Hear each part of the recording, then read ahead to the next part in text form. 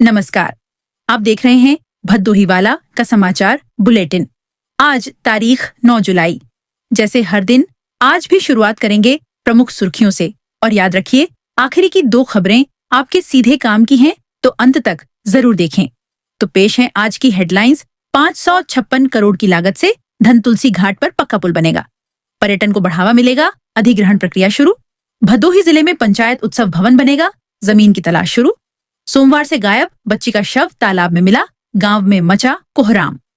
कांवड़ यात्रा के लिए भदोही को 3 जोन और 8 सेक्टर में बांटा गया, सुरक्षा के कड़े इंतजाम। 10 सुपरवाइजर को नोटिस और 100 आंगनबाड़ी कार्यकर्ता को चेतावनी पत्र जारी। और अब आपके काम की 2 बड़ी खबरें।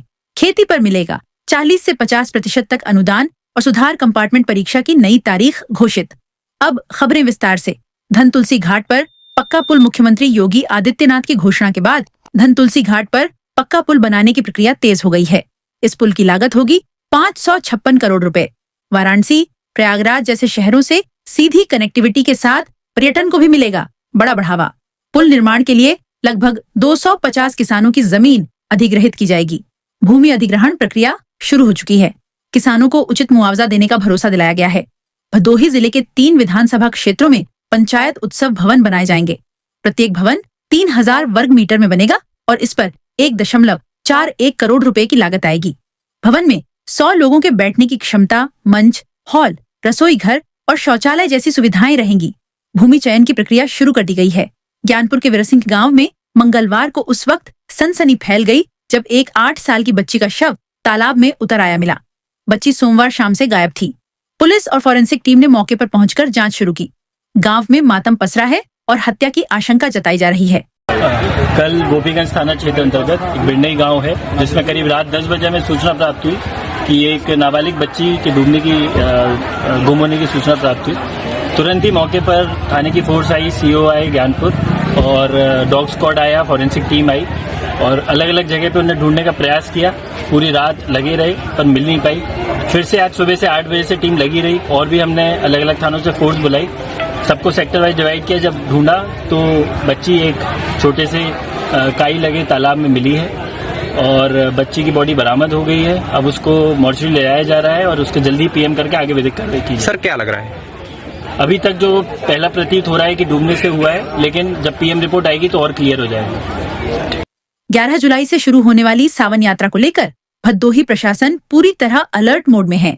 जिले को 3 जोन और 8 सेक्टर में बांटा गया है। हर सेक्टर में नोडल अधिकारी, मेडिकल टीम और फायर ब्रिगेड की व्यवस्था की गई है। संवेदनशील मार्गों पर पुलिस की सख्त निगरानी होगी। पोषण ट्रैकर ऐप पर चेहरा प्रमाणीकरण और eKYC में लापरवाही बरतने पर 10 सुपरवाइजर को नोटिस और करीब 100 आंगनबाड़ी कार्यकर्ताओं को चेतावनी पत्र जारी किए गए हैं। डीपीओ ने निर्देश दिया है कि 15 जुलाई तक 100% कार्य पूरा हो, अन्यथा मानदेय रोक दिया जाएगा। अब तक 85,000 में 54,971 लाभार्थियों की eKYC हो सकी है। अब आपके काम की 2 खबरें। खेती पर अनुदान। ड्रैगन फ्रूट और स्ट्रॉबेरी की खेती पर 40 से 50% तक अनुदान मिलेगा। 3 हेक्टेयर तक की खेती करने वाले किसान इसका लाभ ले सकते हैं। योजना पहले आओ पहले पाओ के आधार पर लागू होगी। किसान अपने जिले के कृषि या उद्यान विभाग से संपर्क कर आवेदन कर सकते हैं। उद्देश्य है किसानों की आमदनी बढ़ाना और युवाओं को व्यावसायिक खेती की ओर प्रेरित करना। सुधार व कंपार्टमेंट परीक्षा 26 जुलाई को आयोजित की जाएगी। राजकीय इंटर कॉलेज ज्ञानपुर में सुबह 8 बजे से परीक्षा शुरू होगी। इम्प्रूवमेंट में 114 और कंपार्टमेंट में 303 छात्र शामिल होंगे। पहली पाली सुबह 8:30 से 11:45 और दूसरी पाली दोपहर 1 बजे से शाम 5 बजे तक होगी। 2 से 5:15 तक होगी।